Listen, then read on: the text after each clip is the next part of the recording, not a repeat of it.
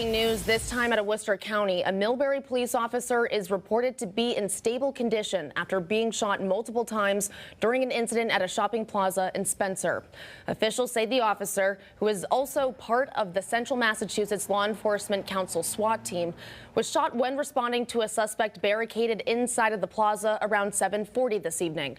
Reportedly, the shootout began just over 2 hours earlier. They were then taken to the hospital. Our Boston affiliate tells us there is a second crime scene about a mile away from this scene at the plaza. It's unclear at this time if the two are connected. The Millbury police say this is all the information they will share regarding the officer at this time. Route 9 between West Main Street and South Spencer Road have been shut down as officials continue their investigation. Again, this is something that we will continue to monitor, and we will provide you additional information as soon as we get it.